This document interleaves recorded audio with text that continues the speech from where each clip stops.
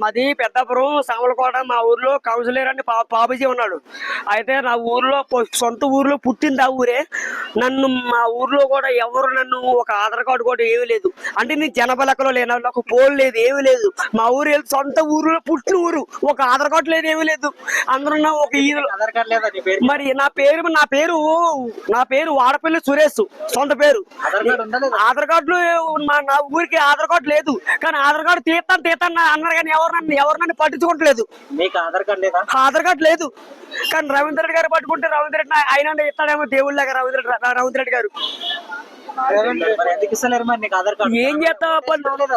నేను ఓటు మా చిన్నమ్మ వేసింది. మా చిన్నమ్మ ఓటు వేసింది, కానీ నేను ఓటు అయిపోయినా మా చంద్రబాబు ప్రతి ఒక్కరు ఆనందం పెడతారు. కానీ ఓటు అయిపోయినా నాకు ఆధార్ కార్డులో జనాభా లెక్కలో లేను. కానీ నేను ఎవరికన్నా ఒకవేళ ఆధార్ కార్డు తీసుకున్నా నేను మాత్రం చంద్రబాబుకి మా ఊరికి ఇక్కడేమో రవీంద్ర రెడ్డికి ఓటేస్తాను, అక్కడేమో చంద్రబాబుకి ఓటేస్తాను.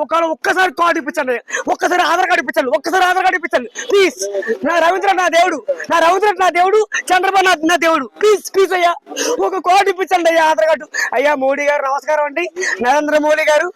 అయ్యా మీరు దేవుళ్ళలాగా అయోధ్య వెళ్ళారు, మీరు రాముడు భక్తుడు, మీరు భారతదేశం గెలిపించారు. మీ భారతదేశం కోసం, భారతదేశం అంటే మీ ప్రాణం, భారతదేశం అంటే మీకు చాలా ఇష్టం.